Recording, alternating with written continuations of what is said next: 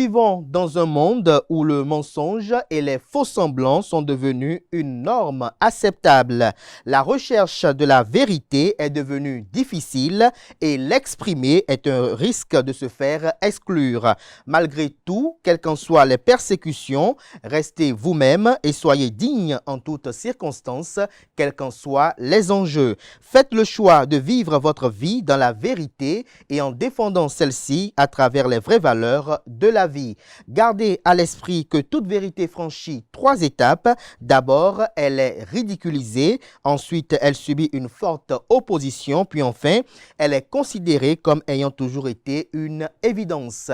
Bonjour à toutes et à tous. Bon réveil matinal. Bienvenue sur Free Matin. Ce rendez-vous matinal d'information, d'analyse et de divertissement sur ESAE TV. Les grandes décisions qui ont été prises hier en Conseil des ministres sous la présidence effective du chef de l'État et chef du gouvernement, le président Patrice Talon, partage les gros titres à la une des parutions de ce matin. On en parle dans la une des journaux, mais également dans le bulletin matinal d'information qui sera présenté ce matin par Anaël Dou. La presse locale nous informe également que le maire de la ville de Cotonou, Luc Setonji Atrokpo, président de l'Association nationale des communes du Bénin ANCB, a eu un grave accident de circulation hier sur la route inter-État qui traverse la commune de Dassazoumé. Le bilan vous sera exposé dans la une des journaux, mais plus en détail dans le bulletin matinal d'information avec Anaël Dou.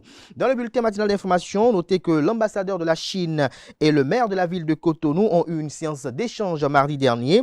L'ordre du jour était lié au renforcement des liens entre la République de Chine et la ville de Cotonou. On en parlera également, notamment vous en saurez davantage sur le compte rendu de cette séance d'échange au cours du bulletin matinal d'information.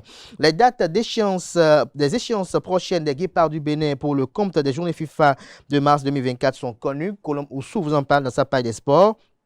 À suivre également dans cette page des sports, quelques citoyens béninois qui expriment leur satisfaction sur le travail abattu par Gernot Rohr, sélectionneur de l'équipe nationale durant une année. Le sélectionneur camerounais Rigobert Song est démis de ses fonctions. Les raisons vous seront exposées dans la page des sports. Nous revenons juste après la page des sports. On reçoit pour vous un invité avec Nasrine Fatoumbi, Hamzat Abdoulaye, consultant politique, expert en questions internationales. Avec lui, nous décrypterons un peu les levées des sanctions de la CEDEAO, notamment au profit des pays du Niger, du Mali, du Burkina Faso et également de la Guinée. Juste après son passage, on retrouve Kanté Amoussou pour la définition du jour. Avec lui, nous découvrons l'expression de l'eau à couler sous les ponts. Avec Atifa Olafa ce matin, on découvre quelques produits miracles pour enlever les taches jaunâtres du linge. Et puis en fin d'émission, on retrouve une fois encore Nasrine Fatoumbi pour les prévisions astrologiques, en croit les prédictions qu'elle a recueillies pour vous, chers amis internautes. Les natifs du signe taureau paraissent les plus chanceux pour le compte de cette journée du 29 février 2024. Natif du signe, vous avez l'occasion de briller aujourd'hui au travail grâce à votre créativité et votre persévérance. En outre, cette journée sera empreinte de douceur et de sérénité. Voilà l'essentiel à retenir du sommet de ce matin, chers amis internautes. Juste après l'instant pub, on se retrouve pour parcourir ensemble les unes du jour. L'École supérieure d'administration, d'économie, de journalisme et des métiers de l'audiovisuel ESAE offre de nouveaux challenges pour l'année universitaire 2023-2024. Étudiantes et étudiants, parents d'élèves nouveaux bacheliers, ESAE, c'est la garantie d'une formation de qualité à des conditions très avantageuses. À Gbedjromede, à Papa, à Boumekalavi et Parakou, inscrivez-vous en administration générale, administration du travail et de la sécurité sociale, trésor et finances publiques, impôts, diplomatie et relations internationales, journalisme et métiers de l'audiovisuel, gestion des marchés publics, planification et développement local, sciences économiques, sciences juridiques et toutes les filières des sciences de gestion. ESAE vous offre des bourses, demi-bourses et de réductions pour les premières inscriptions dans toutes ces filières. Waouh! En licence 1, 2 et 3 et en master, bénéficiez jusqu'à 50% de réduction sur tous nos sites. N'est-ce pas génial? Infoline. ESAE Gbedjromede, 3e rue à droite en quittant le carrefour Le Jador pour la BIBE Jéricho ou au plus 229 90 93 65 21 98 98 14 00 à Kpakpa au plus 229 52 88 33 33 à Boumekalavi au plus 229 52 88 44 44 Parakou au plus 229 52 46 12 12. ESAE, l'excellence à un nom.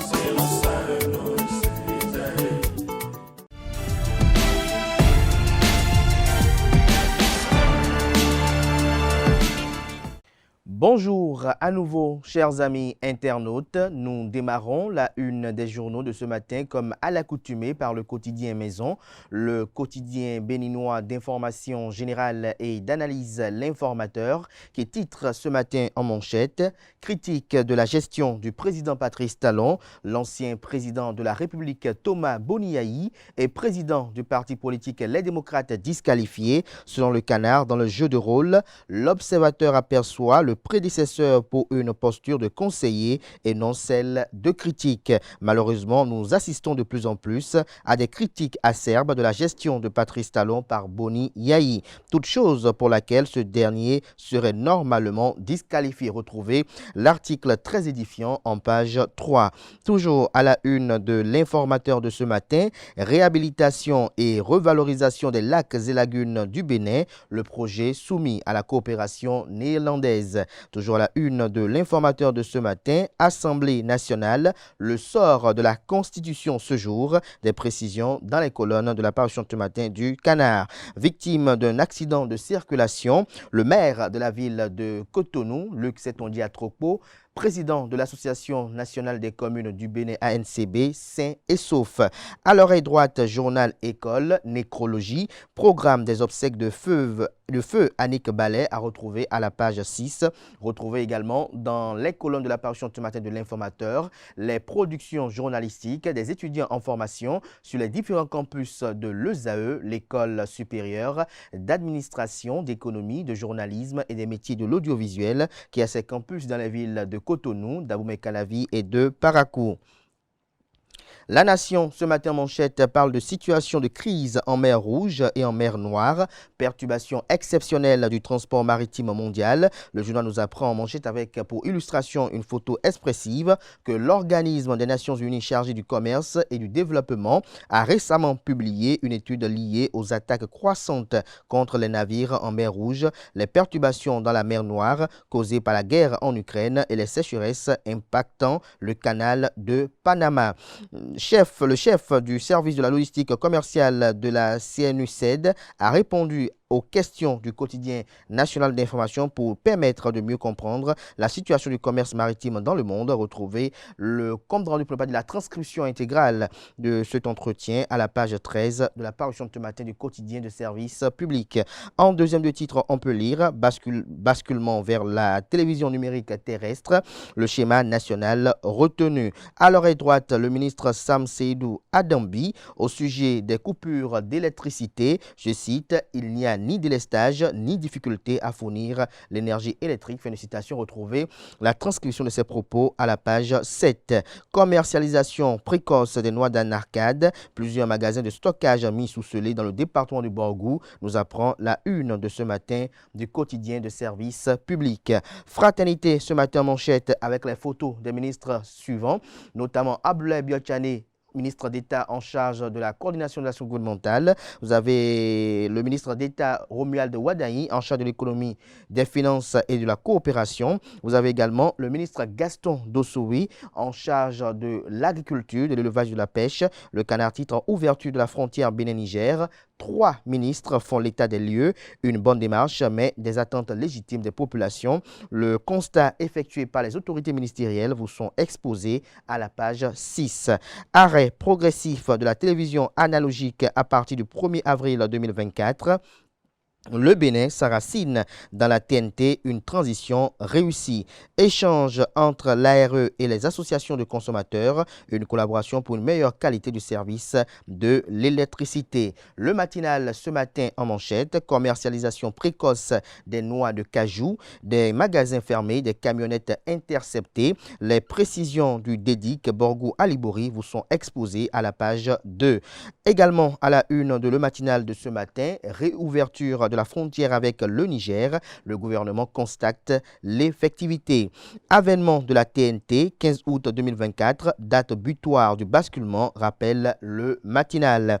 Matin libre ce matin manchette, 34 ans après la conférence nationale, Ousmane Batoko dénonce le recul des libertés sous Patrice Talon. Je cite, personne ne peut se satisfaire de ce qui se passe aujourd'hui. Fin de citation. Retrouvez des précisions précisions à la page 2 de la parution ce matin du quotidien Matin Libre. Nous passons à présent à Le Béninois libéré, poursuite de la session extraordinaire ce jour à l'Assemblée nationale, de la recevabilité et des autres étapes de la révision de la Constitution. Les ministres qui irritent les députés et ceux qui forcent leur admiration. Des précisions à la page 10 de la parution ce matin du journal.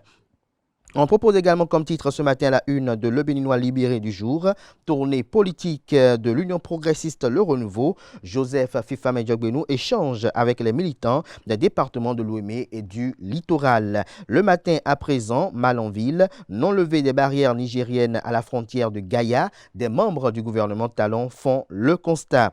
Fichier des aspirants à l'enseignement supérieur au Bénin, la liste complète des détenteurs de doctorat et de master sélectionnés vous est publiée à la page 3. Supposée démolition illégale d'immeubles situés sur l'emprise de la route des pêches, la commission incriminée dénonce la dénégation et clarifie la supercherie du présumé victime mise à nu. Des précisions sur le communiqué rendu public à l'occasion dans les colonnes de la parution ce matin du journal. Info Matin s'interroge ce matin en manchette, mise à la retraite forcée des forces de défense et de sécurité. Qu'est-ce qui bloque la publication de la liste des forces armées béninoises, s'interroge le journal. Grave accident du maire de la ville de Cotonou. Luc Setondiatropo échappe à la mort à Dassazoumé, fait observer le Canard. Passage à la télévision numérique terrestre, le gouvernement adopte le schéma de basculement. Basketball France-Bénin, Isabelle Yakoubou met fin à sa carrière. Le premier quotidien économique du Bénin, l'Économiste, titre ce matin en manchette, prélèvement communautaire de solidarité. L'Union économique et monétaire ouest africaine invite les États à libérer leurs arriérés. Toujours à la une du premier quotidien économique du Bénin, secteur financier au Bénin, de nouvelles lois sur le taux d'intérêt légal et les infractions boursières. Des précisions à la page 11. Dabarou, ce matin en manchette, malgré la levée des sanctions par la communauté économique des États de l'Afrique de l'Ouest, CEDEAO, toujours le statu quo au niveau de la frontière Bénin-Niger. Le Bénin subit, le Togo profite de la crise.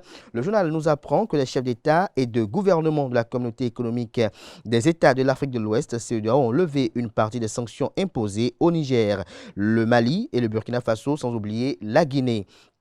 La décision est tombée lors du sommet extraordinaire de l'institution à Abuja au Nigeria le samedi 24 février 2024. Malgré cette mesure, les autorités nigériennes ne sont visiblement pas prêtes à rouvrir leurs frontières avec le Bénin.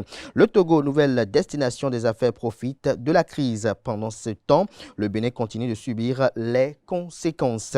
Perturbations observées dans la fourniture de l'électricité au Bénin. Le ministre Sam Seydou Adambi explique et rassure. Lesquelles explications et assurances vous sont publiées à la page 4. À la jeunesse de Natitengu, Ismaël Bako offre un terrain de basketball. Télévision numérique et terrestre au Bénin, le schéma national d'arrêt de la diffusion approuvé. Des précisions en page 5. L'affiche du jour ce matin en manchette, commune du Grand Okoué, le gouvernement veut réorganiser la filière d'exploitation de sable par dragage. Le confrère de Les 4 Vérités ce matin en manchette s'intéresse à la gestion au sommet de l'État. L'ancien président de la République, Thomas Boniaï, actuel président du parti politique d'opposition Les Démocrates, disqualifié selon le Canard pour blâmer la gouvernance du président Patrice Talon. Distel Amoussou fait des observations à l'ancien chef de l'État de 2011 à 2016.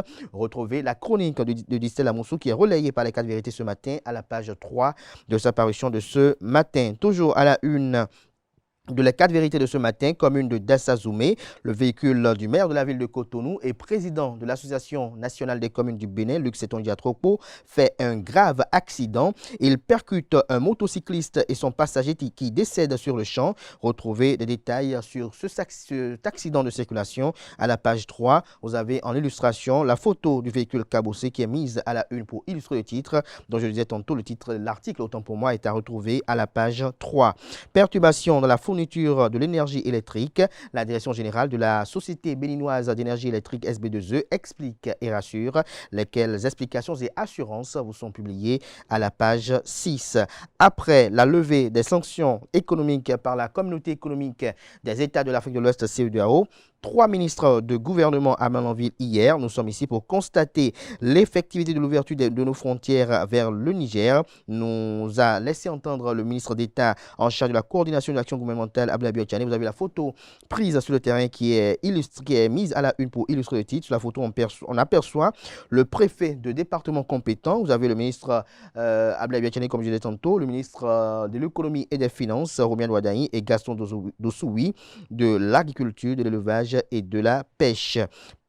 Parricide à Malanville, un jeune charcute a mort sa mère. Les détails sur ce drame à la page 7. L'investigateur du jour ce matin en manchette, Bénin, je cite, Yahi est disqualifié pour blâmer la gouvernance de Talon. Fin de citation selon Distel Amoussou. Des détails sur ces écrits de Distel Amoussou qui défraient la chronique depuis hier dans les colonnes de la parution ce matin du journal. On peut lire également à la une de l'investigateur du jour de ce matin, Commission béninoise des droits de l'homme, CBDH, vers l'exclusion des représentants des journalistes et du Parlement au sein de la prochaine mandature. Décryptage info à présent, Assemblée nationale. La loi sur le taux d'intérêt légal et les infractions boursières sur le marché de l'UMOA adoptée. Le journal nous apprend que les députés de la 9e législature ont voté à l'unanimité ce mardi 27 février 2024 au Palais des gouverneurs à Porto Novo, tour à tour, la loi numéro 2024-10 relative au taux d'intérêt légal en République du Bénin et la loi numéro 2024-11 relative aux infractions boursières sur le marché financier de l'UMOA. Par la même occasion, la représentation nationale a autorisé à retrouver la suite du point législatif de la représentation nationale dans les colonnes de la parution ce matin du Canard. Forum Innovation Tech et Finance for Africa in France. Le directeur général Fagas, Dr Ngueto Yambay et Arsène Yaovi prennent part aux travaux.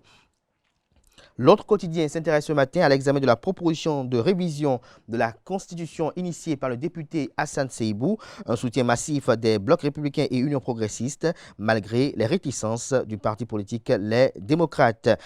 Exploitation des panneaux publicitaires à Cotonou, le secrétaire exécutif de la mairie de Cotonou somme les régies insolvables. Le secrétaire exécutif de la mairie de Cotonou somme les régies insolvables d'enlever leurs affiches.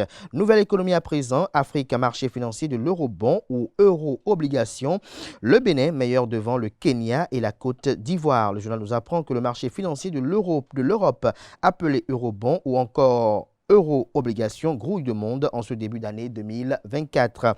Côte d'Ivoire, Kenya, Bénin et même l'Europe tout entière, avec l'appel du président Emmanuel Macron, manifestent en ce début d'année leurs intentions de financement de leurs économies. Chacun y va selon ses besoins de financement ou selon la pression que lui impose son service de la dette.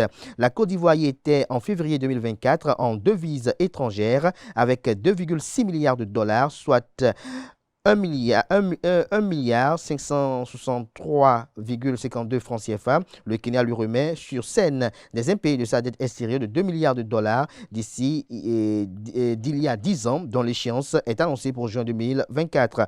Le Bénin, quant à lui, était le moins 10 ans avec seulement 750 millions de dollars, soit 453 milliards de francs CFA pour financer ses projets futurs inscrits dans son budget général exercice 2024. De ces 3 pays africains présents sur le marché en début d'année, seul ce dernier a présenté un dossier convaincant à peu de risques avec une meilleure stratégie d'endettement. Retrouvez des précisions sur cette analyse économique à la page 3 de la parution de ce matin du journal qui propose également comme titre ce matin à sa une, sanction. La BCAO a-t-elle alimenté, oui ou non, le Niger en liquidité durant la crise, s'interroge le journal. Du coin info à présent, flambée du prix de l'essence de contrebande au sud de Bénin, ça crie mais ça roule, fait observer le Canard. Depuis quelques mois, l'essence de contrebande, communément appelée Kpayo, s'envole à des hauteurs financières vertigineuses au Bénin. À Abomey-Calavi, à Cotonou et dans plusieurs autres villes, ce liquide précieux est désormais étiqueté à 600 francs CFA, voire plus. Récemment, il était autour de 900 francs CFA et même à 1000 francs CFA dans certaines zones reculées. Cela a suscité un tollé général, certes, mais les automobilistes, tels que des acrobates du quotidien jongle avec leur budget, s'agrippant au volant, au guidon, malgré les cris d'agonie de leur porte-monnaie. Dans cette pièce de théâtre économique où les acteurs principaux sont les consommateurs, la scène se joue inlassablement. Les Béninois font face à des vents contraires entraînés par la tempête tarifaire qui sévit sur le carburant indispensable, la danse des véhicules, motos, etc. Retrouvez la suite de l'article du journal dans les colonnes de sa parution de ce matin. L'emblème du jour nous propose ce matin en manchette, révision de la Constitution à l'Assemblée nationale, le beau temps avant la tempête, s'interroge le confrère. Nous finissons ce matin avec l'hebdomadaire satirique et humoristique paraissant à Cotonou. Le déchaîné du jeudi nous publie cette semaine en manchette. Alléluia, s'exclame-t-il. Vous avez quelqu'un qui est avec, notamment, j'allais dire, un point plus précis, une caricature de l'ancien président Thomas Bounyaï avec une délégation de les démocrates qui est face à des populations à promistrité. Il dit, en 2026, le président Agbonon viendra à Tchao et ensemble nous allons prêcher la parole de Dieu avec la Bible que je lui ai donnée. Nous irons ensuite sur le mont Sion à Jérusalem et une dame dans son agora qui murmure dans sa tête et qui va s'occuper des Vaudondéis. C'est cette note humoristique que prend un thème la une des journaux de ce matin. Merci pour l'attention. À présent, nous passons au bulletin matinal d'information et à la page des sports.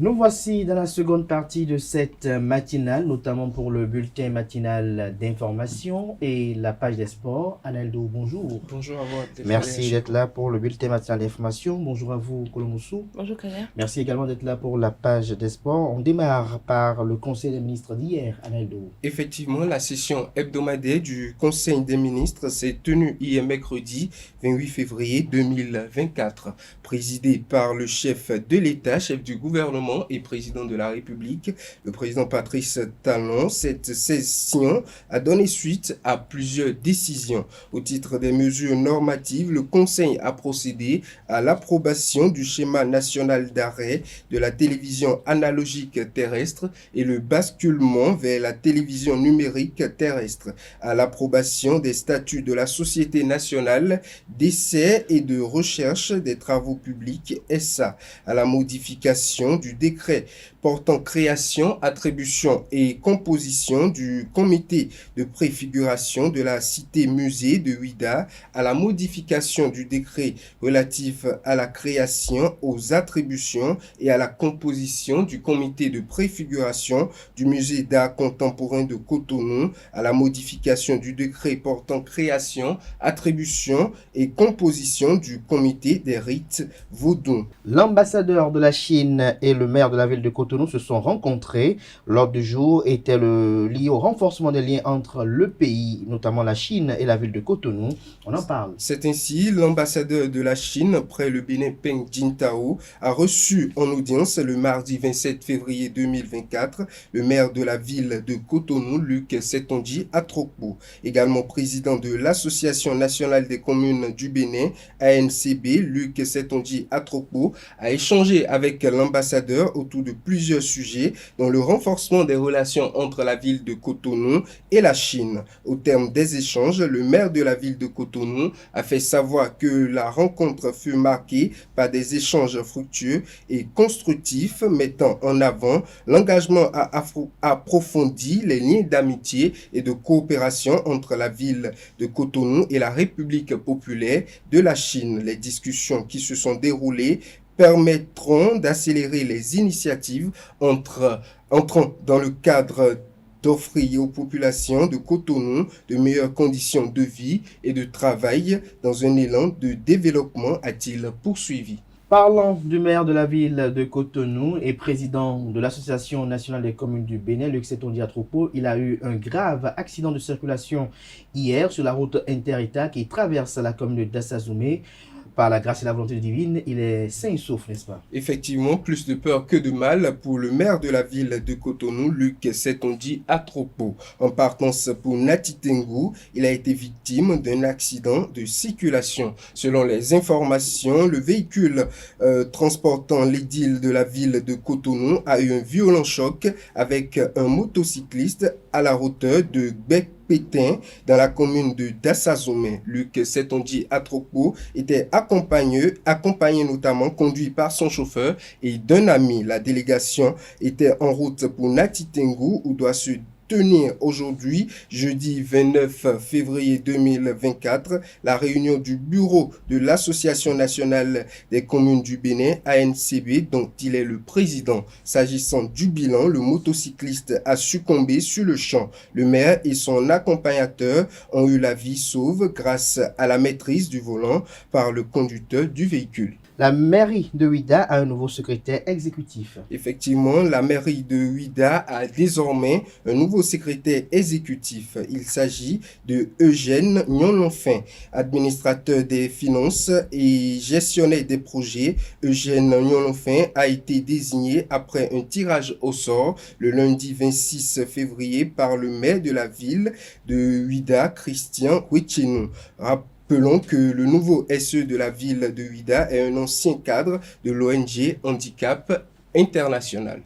Lionel Loueke, le Béninois nominé pour le dernier Grammy Awards, commente le succès éphémère des artistes.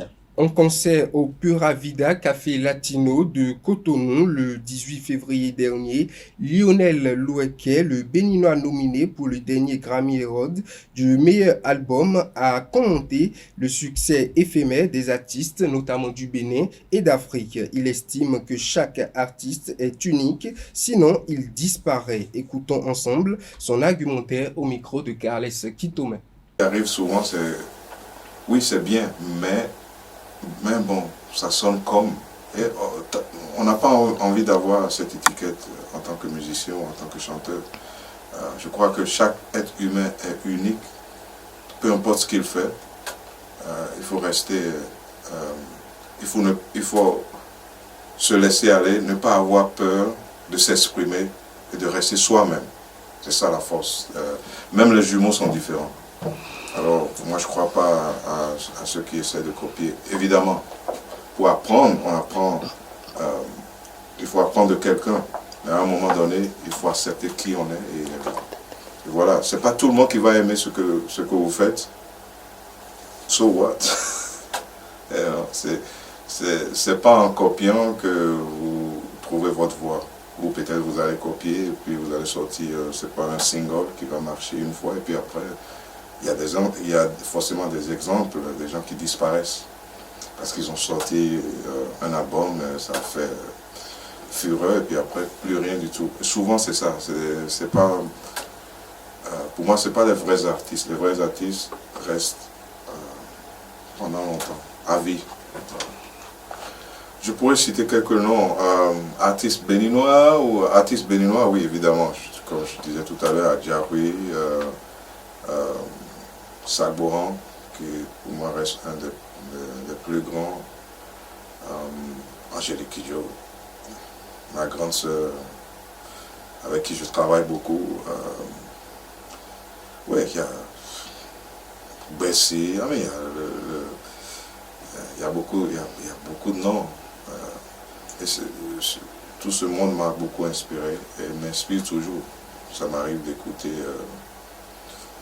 tout un album de Salboran ou de Adjaoui en cuisinant, je sais pas.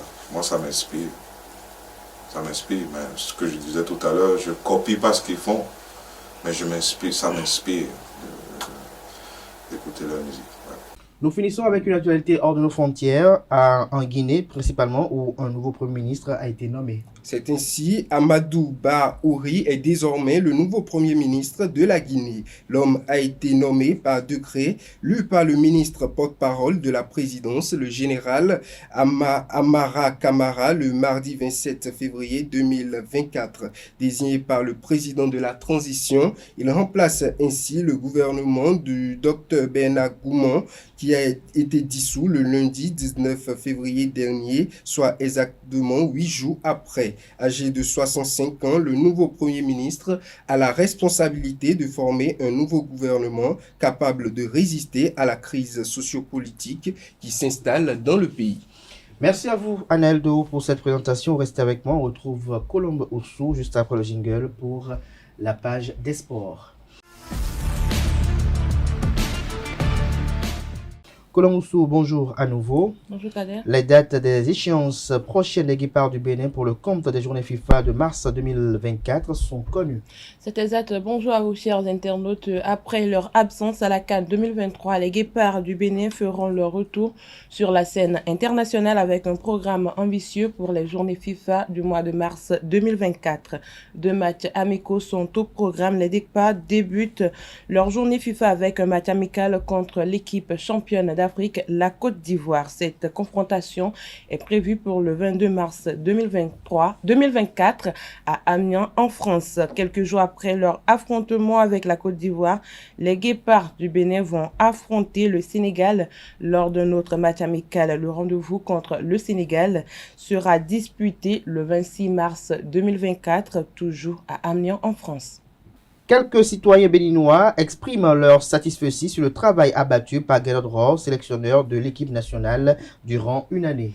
Oui, Kader, nommé à la tête du Bénin comme sélectionneur en février 2023, Gernot Rohr, recruté pour 3 ans, vient de passer sa première année à la tête des guépards lors de dresser un premier bilan loin d'être tranquille pour le technicien français qui n'a toujours pas gagné avec la sélection béninoise. Dans cet élément, je vous invite à suivre quelques citoyens béninois qui opinent sur ce premier bilan de Gernot Rohr, des propos recueillis par Quentin Amoussou. Alors Gernot Rohr, il n'a pas un bon bilan. Voilà, depuis qu'il est à la tête de l'équipe nationale du Bénin, le bilan il est négatif. Je ne suis pas du tout satisfait de son bilan parce que c'est 0 victoire en un an, 0 victoire pour Gernot Rohr. Mais en même temps, c'est qu'il ne faudrait pas oublier dans quel contexte il est venu et pouvoir faire ce point et pouvoir relativiser, notamment ne pas être assez critique parce qu'il arrive dans une période assez sensible. On sait qu'on n'a pas été à la Coupe d'Afrique des Nations du côté du Cameroun. On sait qu'on a mal démarré les éliminatoires de la Coupe d'Afrique des Nations qui s'est jouée donc du côté de la Côte d'Ivoire. On a perdu face au Mozambique, on a perdu face au Sénégal à l'extérieur, face au Mozambique c'est à domicile. Après, il est arrivé pour les matchs face au Rwanda en aller-retour. On a pris sur le Rwanda 3 points. On venait de nulle part et donc être qualifié serait peut-être pour moi un miracle, ce n'était pas impossible. Quand il voulait prendre les rênes de la sélection béninoise, c'est les mondiales en 2026, il s'est fixé pour l'objectif de faire qualifier le Bénin pour la première fois à un mondial. Maintenant, là, le Bénin est dos au mur, nous sommes derniers du classement avec un petit point. On n'a pas encore enregistré une seule victoire. On a raté la CAN en Côte d'Ivoire. Contrairement aux autres, je dirais que je suis satisfait parce que Gernot Rohr a hérité d'un effectif qui n'est pas vraiment grandiose. Et dire que son bilan à mi-parcours n'est pas satisfaisant, je dirais que c'est déjà trop dit. C'est juste 1 an. Et c'est une sélection nationale, ce n'est pas un club. Et une sélection nationale, on ne joue pas chaque week-end comme les clubs le font. Non, 1 an, c'est très peu pour le juger. Je peux dire satisfaction en demi-teinte. Donc pour le moment, on ne peut pas le renvoyer. Surtout que lui, là, il cherche les nouveaux talents. C'est ça que je l'apprécie un peu. Le sélectionneur, il a fait de son mieux. On ne peut pas peindre en rouge son bilan. Son bilan, même si c'est mitigé, moi je trouve ça assez bien. Pour le moment, on ne peut pas dire qu'il est bon, qu'il est mauvais ou pas. Donc en ce moment, il va dire que on va voir que dans les temps à venir, on va voir sa compétence. Tout est possible, la manière peut prendre. Il suffit tout juste d'avoir, c'est une question de conscience, une prise de conscience et qu'on n'a pas forcément besoin des stars pour former une équipe, non. On n'a pas besoin forcément des stars pour former une équipe, c'est la volonté. Il faut avoir cette mentalité de la gagne. Il faut se donner au travail, avoir un système de jeu et connaître les comportements de ses compatriotes et se donner à fond. D'ici, il a fait du bon travail, je vous le jure. Mais on ne lui a pas laissé les mains libres. Sinon, c'est un bon entraîneur. Edmé Kodio, ce sont les entraîneurs que nous avions. On les a laissés sur le carreau. Et maintenant, on va chercher. Pourquoi les Moussa Latunji là, ils n'ont pas la carence pour tenir cette équipe-là. Mais écoutez, chaque entraîneur avec ses qualités.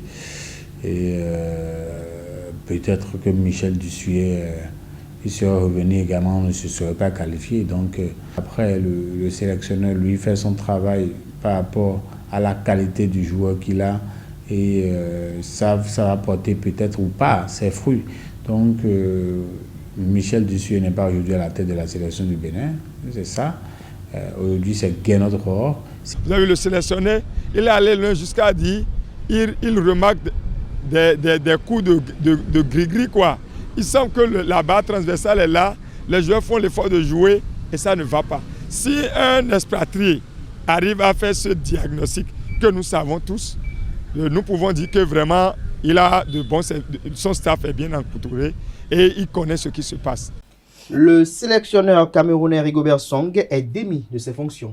C'est une exclusivité relayée par le site d'information afrique.com qui précise que le recrutement du prochain manager sélectionneur sera fait courant ce mois de mars sous la supervision du ministre des Sports. Une réunion a eu lieu mardi 27 février sous la présidence du secrétaire général des services du Premier ministre Fouda Séraphin Magloire. Lors de cette rencontre, il était question de faire le bilan de la participation des Lions à cette CAN 2023 et de trouver des moyens pour sortir de cette spirale de mauvais résultats.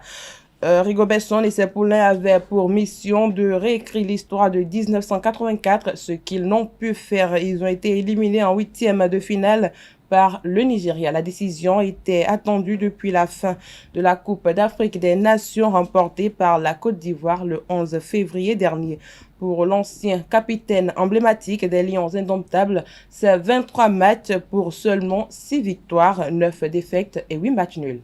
Et nous finissons avec une information en basketball. Isabelle Yacoubou a mis fin à sa carrière. Oui, cette légende du basketball français a mis un terme à sa carrière de joueuse suite à sa blessure contractée lors du match à Charleville le 24 janvier dernier, malgré une tentative de soins et une rééducation pour pouvoir terminer sa saison, communique son club. Isabelle prépare actuellement un diplôme d'entraîneur afin de pouvoir commencer sa nouvelle carrière de coach dès la saison prochaine. Merci à vous, Colombe Oussou, pour cette présentation. Merci à vous. Merci une fois encore à Anaël Dohou pour cette présentation du bulletin matinal d'information. Chers amis internautes, à présent, on installe l'invité du jour.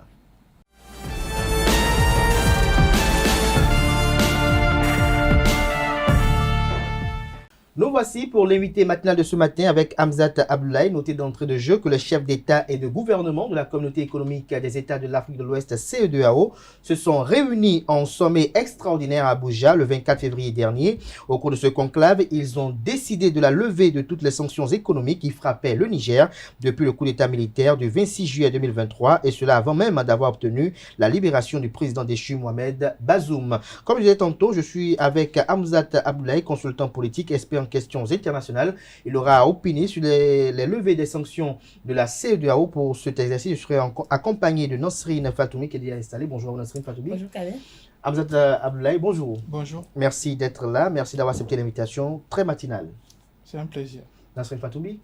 Bonjour Abdoulaye. Bonjour.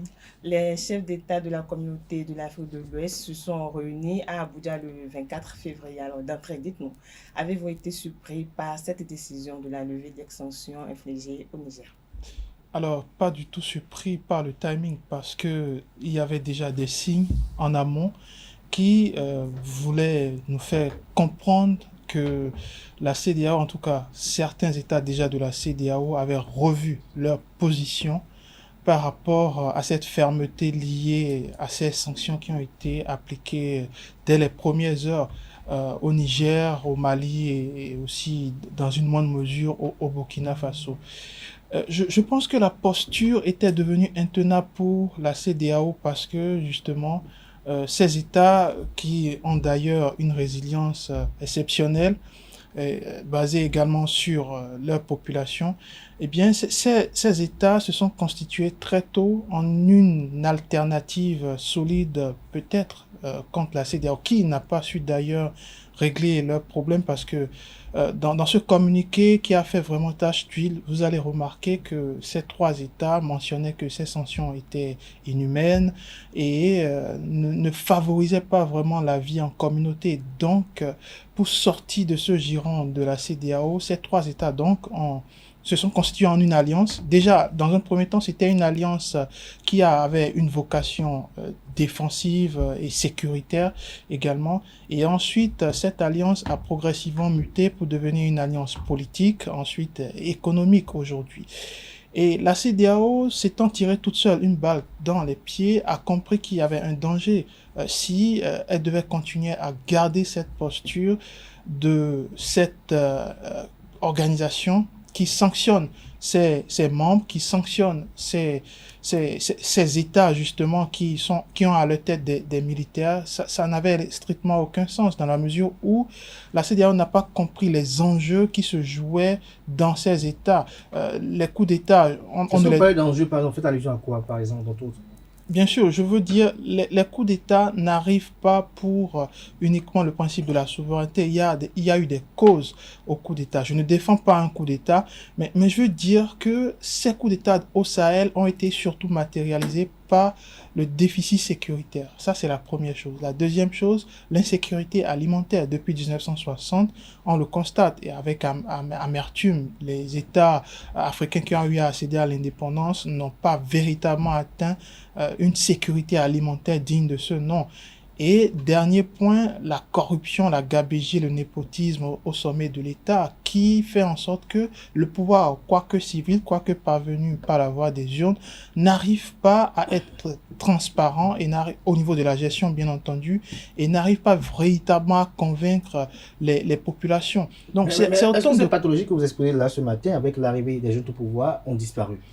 Alors, absolument pas, parce que il faut de tout pour faire rien et justement, il faut prendre le temps de guérir ce type de mal. Mais suivez mon regard, je pense que ces jeunes arrivés au pouvoir sont venus avec une certaine volonté de mettre fin à tout cela. Et j'évoquais tantôt le défi sécuritaire. C'est pas gagné d'avance parce que le défi sécuritaire, c'est un défi qui dure des décennies, surtout quand on évoque le terrorisme et le djihadisme, début des années 2000. Donc, et ça a eu le temps de prendre du terrain et normalement, c'est que ces forces, une fois parvenues au pouvoir, ont mis en place des stratégies communes pour faire front contre le terrorisme. Vous faites bien de me poser la question dans la mesure où la CEDEAO, justement, n'a pu rien faire pendant toutes ces décennies contre la montée du terrorisme, alors que le danger a toujours été là, alors que le besoin d'être aidé, secouru a toujours été là. Et à côté de ça, on a eu droit plus à des sanctions complètement en décalage et en déphasage avec la réalité de ces États. Mais parlant de sanctions, est-ce que la levée de ces sanctions aujourd'hui constitue un aveu de faiblesse? Oui, absolument. Je disais tantôt que la levée de cette sanction matérialise une chose fondamentale, le changement du rapport de force. Quand je le disais à dessein tout à l'heure, ces États se sont constitués en une alliance. Et cette alliance a renforcé le changement de ce rapport de force. Aujourd'hui, ce n'est plus le Burkina, le Mali ou le Niger qui ont besoin de la CEDEAO, c'est bel et bien la CEDEAO qui a besoin de ces États et ça change absolument tout. Comment la CEDEAO a besoin d'eux? Parce que si vous prenez ces 3 États, déjà sur le plan historique de la création de cette communauté, ils ont joué un rôle fondamental et clé. Ensuite, sur le plan démographique, le retrait de ces 3 États ferait énormément de mal à la CEDEAO. Et troisième point, le plan économique. Vous l'avez constaté, ces États qui bien entendu sont des États enclavés et qui donc n'ont pas un port, bénéficiaient ou plutôt faisaient bénéficier les États de la côte, faisaient bénéficier à l'économie de ces États qui étaient sur les côtes. Et je pense qu'avec ces sanctions, on a compris que ce n'est pas que ces 3 États qui ont été atteints au niveau économique, mais surtout les États du Golfe de Guinée, le Bénin, surtout, ont été plus frappés par ces mesures parce que justement, ces États étaient les ports naturelle, je vais dire, de ces trois États. Je termine là-dessus en disant surtout que aujourd'hui, la CEDEAO a revu sa position, mais la question qu'on se pose, c'est est-ce qu'il n'est pas tard? Est-ce que cette levée des sanctions n'est pas une levée tardive et peut-être inefficace et sans aucun impact sur le changement qui est en train de s'amorcer? Est-ce que, selon vous, la CEDEAO ne peut-elle pas vivre géographiquement et économiquement sans ses juntes au pouvoir? Alors, face à ce type de défi, l'idéal, bien entendu, parce que la CEDEAO, ce n'est pas une petite institution, c'est une organisation qui est rodée et qui a des dispositifs, justement, qui peuvent prendre en considération ces types de mesures. Mais je pense qu'on perd beaucoup plus de temps. Je pense que la CEDEAO perd plus de temps sur ce qui n'est pas du tout essentiel. Parce que, ayant écouté les déclarations, ayant suivi avec passion d'ailleurs les déclarations des chefs d'État de ces trois pays, je ne pense pas qu'un retour soit d'actualité. Parce que la confiance a été rompue le jour où la CEDEAO, avec en tête le Sénégal, le Bénin et le Niger, avait menacé d'intervention militaire le Niger pour rétablir un certain ordre démocratique. Oui, mais les menaces de la CEDEAO, à travers le Bénin, le Niger, le Sénégal, qu'on a cité tout à l'heure, reposent sur des textes de la CEDEAO. Alors, de quel texte vous parlez? Je ne suis pas certain, parce que déjà, la CEDEAO n'a pas... C'est imprévu, c'est bien prévu.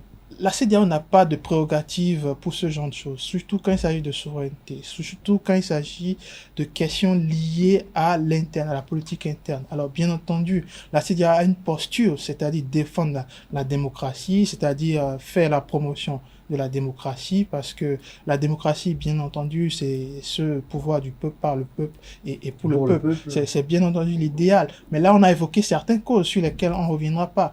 Il y a eu un problème à un certain moment dans ces États. La maison de mon voisin brûle. Ah oui. Nous faisons partie d'une collectivité, si on peut le décrire ainsi. Il faut consulter.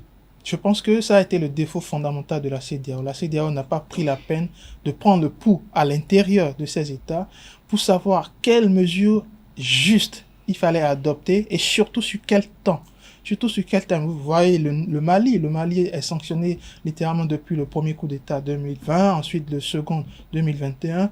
Et en 3 ans, pas grand-chose n'a évolué de ce côté-là. Donc c'est pour dire que ces sanctions n'ont pas pris en mesure la réalité sociologique et culturelle présente dans ces États en question. Et ça a été un très mauvais choix. Et je rebondis sur votre question en me disant, la CEDEAO aujourd'hui devrait penser à vivre sans ces trois États. Moi, je fais foncièrement partie de ceux qui pensent que quand vous avez une gangrène qui vous atteint le pied, c'est pas un motif pour se tuer, non. Vous pouvez tout de même couper ce pied, vous pouvez tout de même couper cette jambe et continuer à vivre. C'est le prix à payer aujourd'hui pour cette CEDEAO. Parce que les mots ont été trop durs. Les mots, vous les avez suivis autant que moi. Il y a eu des mots très durs à l'encontre de ces États, à l'encontre surtout du Niger. J'évoque surtout les propos du président nigérien, je vais y arriver, et les propos du président béninois et sénégalais par ailleurs qui ont clairement été fermes, ce qu'on peut comprendre à travers leur posture. Ils sont des chefs d'État élus par la voie des urnes et bien entendu dans cette communauté il fallait défendre quand même l'idée, le principe de la démocratie, mais c'est le ton qu'on reproche à la CEDEAO et à ses chefs d'État. Et aujourd'hui, il va falloir couper cette jambe. Comme le disait Jésus, si votre jambe est un achoppement pour vous, vous devrez bien la couper pour continuer à vivre. Et je pense qu'aujourd'hui, c'est là où la CEDEAO est arrivée. Il va falloir vivre sans ces États, parce qu'il faut rappeler, et je finis là-dessus, il faut rappeler que la CEDEAO, enfin la fin de la présence de ces États au sein de la CEDEAO ne veut pas dire la fin de la diplomatie, ou encore moins la fin des relations internationales. Donc, il va falloir trouver des mécanismes pour peut-être collaborer de façon efficace avec ces États de l'AES, et surtout pour que la dynamique, on parle de la CEDEAO des peuples, pour que cette dynamique ne meure pas justement, et pour que les relations continuent à à avoir lieu. Et je mets surtout un point très important sur le bilatéralisme. Le bilatéralisme n'est pas du tout mort. Au contraire, c'est le moment d'en faire vraiment une arme de nos diplomaties. Constater que la diplomatie est en état de mort cérébrale dans la sous-région, il y a pas mal de crises qui sont en train de prendre d'ampleur et la diplomatie n'arrive pas à faire grand chose. Encore plus, notre diplomatie au Bénin est une diplomatie devenue amorphe qui suit à peu près tout ce qui ne doit pas être dit. Et ça, c'est quand même dramatique. Donc, pour faire revigorer cette diplomatie, il faut renouer avec le bilatéralisme. Ce n'est pas parce que le Niger a des problèmes avec la CEDEAO que le Bénin aura des problèmes avec le Niger, parce qu'en termes d'État et surtout en termes de relations internationales, il n'y a pas d'amitié, on n'a que des intérêts. Et au nom justement de ces intérêts, il est important de sauvegarder ce bilatéralisme. Alors, j'ai une question pour vous à deux volets.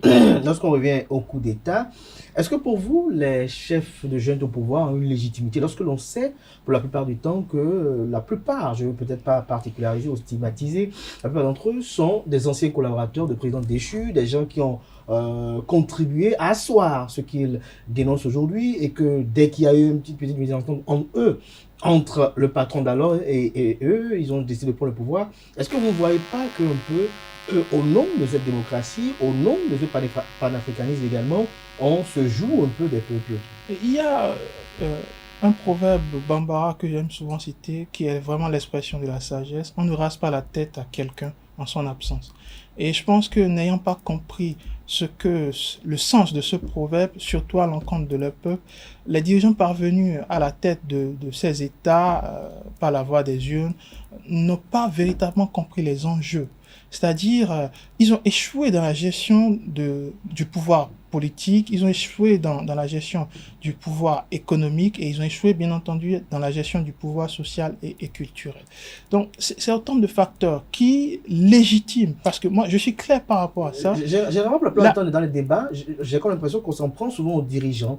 Absolument. Sans parfois s'en prendre à nos systèmes politiques, puisque on va peut-être pas aller quitter le champ du sujet qui nous réunit ce matin, mais on constate que la plupart des acteurs politiques qui étaient très éloquents, qui avaient un très beau discours, une fois au pouvoir, ils changent. Pour la plupart du temps, c'est la même chose. Est-ce que les chefs de jeunes au pouvoir aujourd'hui aussi ne prennent pas également des décisions hasardeuses, par exemple? Je suis clair par rapport à ça. Les coups d'État qu'on a subis depuis 2020 n'ont rien à voir avec les coups d'État des années 70 et 80. La différence, elle est là. La différence est surtout au niveau de cette gestion. Entre 70 et 80, les coups d'État qu'on avait, c'était des coups d'État d'humeur. C'est-à-dire, on se lève un matin, on n'est pas d'accord avec le pouvoir en place, qui n'est peut-être même pas légitime ou parvenu au pouvoir par la voie des urnes, et on les déloge. Et le jour d'après, bis repetita. Donc, prenez l'exemple d'ailleurs de ce Bénin, ce petit Bénin, d'ailleurs magnifique, qui entre 70 et 80 a connu une multitude de coups d'État et a d'ailleurs reçu ce surnom de l'enfant malade de l'Afrique. Donc, c'est pour dire qu'aujourd'hui, ce n'est plus du tout les mêmes thématiques ou les mêmes enjeux.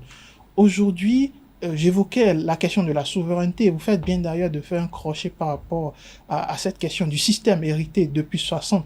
Le système hérité en 60, ensuite en 90, avec l'arrivée de cette démocratie, démocratie importée, n'a pas épousé la réalité culturelle et sociologique des États africains. Et 30, 40 ans après, il y a quelque chose qui bloque, puisque dans l'action véritable, et surtout dans la volonté de ces politiques, il y a un grain de sable qui rentre dans la machine et qui fait en sorte que le défi économique n'est pas résolu, le défi sécuritaire encore moins, et l'État perd de plus en plus ses aptitudes régaliennes. C'est-à-dire, vous avez des États qui sont des États faillis au sens propre du terme. Ils n'arrivent pas à gérer tout le territoire. Vous avez une périphérie nord de certains États qui ne sont pas occupés par l'État ou par les administrations. C'est ça, tous les symptômes d'un État failli. Et face à ça, je ne légitime pas un coup d'État, mais face à ça, il fallait quand même faire quelque chose. Ils font quelque chose lorsqu'ils font des coups d'État, encore que les coups d'État sont anticonstitutionnels, lorsque eux ils viennent au pouvoir par les armes, lorsque eux ils gaffent, lorsqu'ils font mal, lorsqu'ils sont dans des voies du genre, qu'est-ce qui vient les démettre eux? Je suis d'accord avec vous. La démocratie est en crise. Rien ne nous garantit, par exemple, que ces chefs de junte là également sont des blancs-seings, puisque il y a quand même des informations qui fuitent de part et d'autre par rapport à ce que certains sont en train de bâtir comme patrimoine, par exemple, financier, par exemple. Écoutez, aucun pouvoir n'est, je vais dire, exemple de tout reproche. C'est factuel. Et je ne veux pas jouer non plus le rôle de l'avocat du diable, mais je veux dire qu'il y a des concessions à faire quand ce type d'événement arrive. Quand je prends le cas du Mali, certes, il y a eu coup d'État depuis 2020, mais il y a eu des avancées, notamment par rapport à plusieurs questions. Ça, c'est des choses dont on ne parle pas assez, parce que justement, nos médias jouent aussi un rôle dans toute cette histoire. Des avancées par rapport à quoi? Ah oui, des avancées par rapport à la gestion de la lutte contre le terrorisme, par exemple. Le Mali a conquis en très peu de temps ce que il n'avait pas pu faire en 20 ans. C'est quand même quelque chose à marquer sur la récupération de l'espace géographique. Je parlais tout à l'heure d'États faillis qui n'arrivaient pas à contrôler leur territoire, qui n'avaient pas la même mise sur une partie du nord de leurs États. Ça, c'est quand même un facteur qui est relatif à plusieurs pays en Afrique.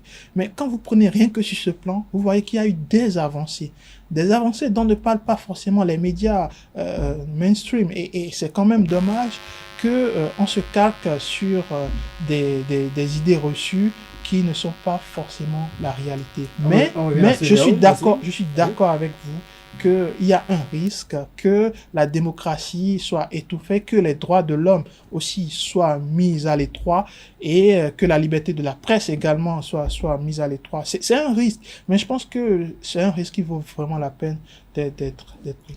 Tout à l'heure, vous avez parlé de la fin de la diplomatie. La CEDEAO ne doit pas vivre sans ces 3 États. Alors, selon vous, quelle est donc la suite? La CEDEAO doit peut-être organiser un dialogue avec ces jeunes au pouvoir, que ce soit au Niger, au Mali ou en Guinée. Je pense que la posture de la CEDEAO a changé dans cette mesure où la CEDEAO tend de plus en plus la main de façon cordiale à ces États. La CEDEAO est devenue une organisation exsangue, c'est-à-dire privée de sang, et qui a besoin d'oxygène pour survivre. Et l'oxygène pourrait provenir du maintien de cette communauté. Parce que quand on évoque la communauté, quand on sépare une branche d'une communauté, c'est difficile de continuer à vivre. Mais je dis, c'est pas la fin du monde. L'avenir est là, justement. Il faut trouver les mécanismes, il faut trouver les solutions idoines, dont notamment un partenariat stratégique avec les États de l'AES aujourd'hui, parce que ces États aujourd'hui se reconnaissent comme étant d'une alliance. Et pourquoi pas ne pas mener des partenariats stratégiques sous-régionaux entre organisations multilatérales. Ça s'est déjà vu ailleurs et ça a marché. Et ce n'est pas parce qu'ils se sont retirés de la CEDEAO qu'ils ne peuvent pas revenir après. C'est à la CEDEAO de convaincre par des actions, par des chiffres, par des résultats, que l'espace est en réalité un espace attrayant économiquement, attrayant financièrement, attrayant politiquement si on le veut. Et qui sait, peut-être ces États vont revenir parce que dans l'histoire, on a connu des retraits de certaines organisations multilatérales, des retraits, ensuite des retours. Donc les retours ont été effectués sur la base du fait que l'absence n'a pas apporté grand-chose à ces États. Donc, c'est à la CEDEAO de faire ce qu'il y a lieu de faire et de cesser de gémir surtout en se concentrant sur les acquis et la réalité. Alors maintenant, aujourd'hui, et face à tout ceci, tout ce que vous décrivez aujourd'hui, qui est quand même assez expressif et très profond, est-ce qu'aujourd'hui la CEDEAO doit aller à une refonte pour davantage d'efficience? Oui, moi je fais partie de ceux qui, dès les premières heures de ces questions de coup d'État, évoquaient une refonte complète de cette CEDEAO. Alors, beaucoup ont à la bouche la CEDEAO des peuples sans savoir réellement ce que c'est que la CEDEAO des peuples. La CEDEAO des peuples, déjà, ce n'est pas la CEDEAO des chefs d'État. Il faut être certain là-dessus. Ce n'est pas aux chefs d'État de décider du sort des populations sans impliquer ces derniers. C'est suffisamment interpellant. Je pense que si on veut une efficacité de la CEDEAO, la CEDEAO doit se constituer en une véritable force stratégique qui puisse lire l'avenir à travers des propositions pérennes pour les États, mais surtout pour les populations. Et en ce qui concerne, bien entendu, la question de la souveraineté, je crois que toutes les constitutions sont claires par rapport à ça. La question de la souveraineté n'est pas une question discutable. Donc, la CEDEAO, à ce niveau, peut faire des propositions. Et surtout, quand la CEDEAO voit la fumée, doit déjà réagir parce que on constate que la CEDEAO ne joue que le pompier après l'incendie ou le médecin après la mort. Et c'est quand même dommage pour cette organisation qui n'est pas que négative en réalité. La CEDEAO a aussi des impacts très positifs. J'évoquais tantôt la libre circulation des personnes et des biens ou encore le défi communautaire. Je pense que la CEDEAO a fait énormément d'efforts de ce côté, même si il reste encore beaucoup de choses à faire à ce niveau. Merci à vous, Abdoulaye Hamzat, pour ces analyses. Votre mot de fin? Alors, je n'aime pas les mots de fin, mais je peux dire que nous sommes peut-être à l'aube d'une nouvelle ère au sein de nos États, au sein de cette sous-région. Et certains pays ont pris la mesure des choses, c'est-à-dire on peut vivre notre souveraineté autrement. On peut vivre notre démocratie également autrement. On peut vivre le multilatéralisme autrement. C'est aux acteurs politiques, aux acteurs même extra-politiques de prendre la mesure des choses et d'anticiper sur ce type de danger qui guette l'avenir des populations. Merci à vous, Hamzat Abdoulaye. Je rappelle à nos amis internautes que vous êtes consultant politique, expert en questions internationales. Merci pour vos analyses. À très bientôt ce Free Matin. Chers amis internautes, à présent, j'installe pour vous Atifa Olafa et Quentin Amoussou.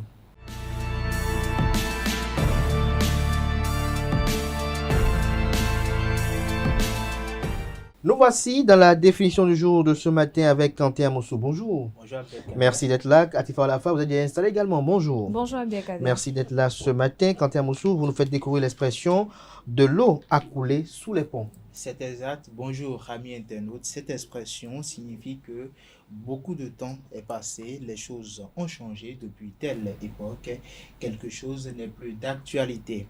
Un pont, c'est quelque chose de figé et sous lui coule quelque chose de mobile. Je veux parler de l'eau. Et donc, il vous suffit de vous transporter sur un pont pour observer que sous ce dernier, à chaque seconde, chaque minute et à chaque heure, l'eau ne cesse de couler. En effet, l'eau qui coule symbolise en fait dans la réalité le temps qui passe et c'est cette idée qui a donné naissance à l'expression que nous définissons ce matin. Dans l'histoire, on a longtemps comparé l'eau au temps parce que quand l'eau coule dans une rivière, elle passe sans s'arrêter, sans effort et sans qu'on puisse vraiment la contrôler. On ne peut vraiment pas arrêter l'eau, d'où par exemple Héraclite, philosophe de l'Antiquité grecque qui disait « tout bouge, tout coule, on ne se baigne pas deux fois dans le même fleuve ». L'eau passe alors très vite comme le temps. Ainsi, l'on dit que l'eau a coulé sous les ponts. Ça signifie qu'il y a longtemps ou encore les choses ont changé. Voilà, c'est tout pour la définition de ce matin. Merci à vous, Quentin Amoussou, pour cette présentation. On retrouve Atifa Olafa juste après le jingle suivant.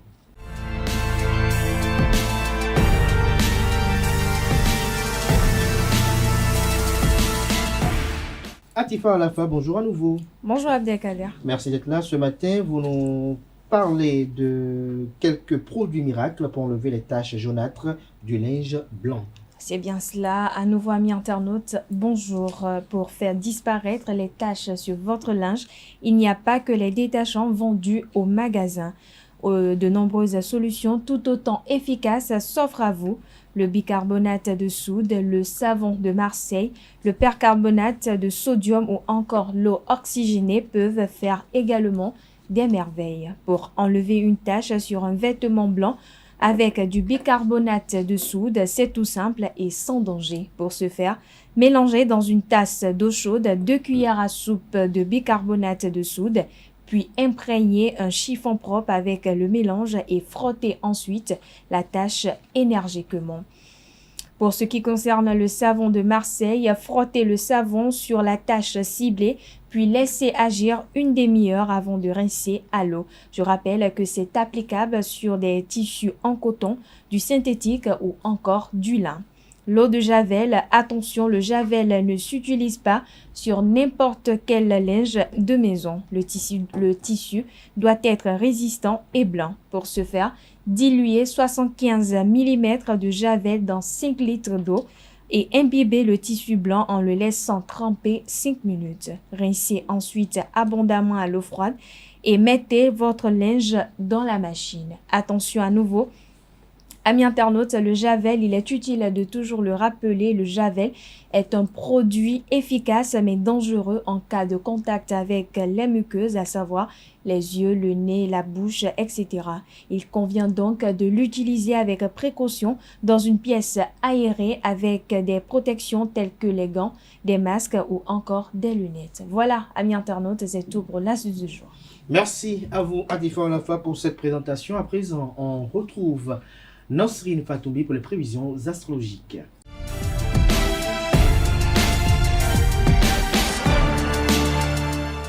Nasrine Fatoumbi, bonjour à nouveau. Bonjour Abdelkader. Alors ce matin, vous êtes là pour les prévisions astrologiques. C'est bien cela.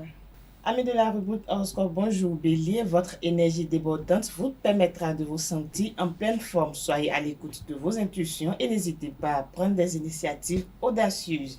Amis Taureau, vous aurez l'occasion de briller aujourd'hui au travail grâce à votre créativité et votre persévérance. En outre, cette journée sera en pointe de douceur et de sérénité.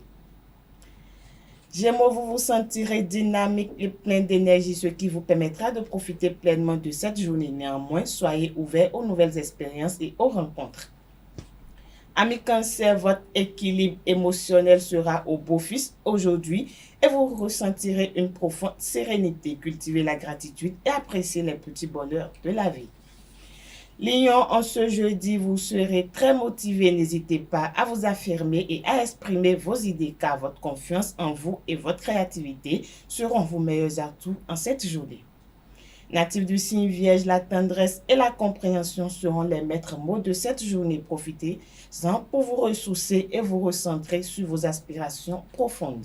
Balance, à présent, gardez l'esprit ouvert et faites preuve de souplesse. Cela vous permettra de vous adapter facilement aux situations et de profiter pleinement des opportunités qui se présenteront à vous.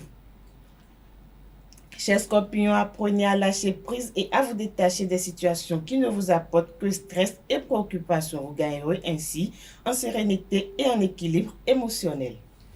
Sagittaire, votre optimisme et votre enthousiasme seront communicatifs et vous permettront de motiver votre entourage professionnel. Pensez toutefois à préserver votre équilibre en vous accordant des moments de détente et de repos.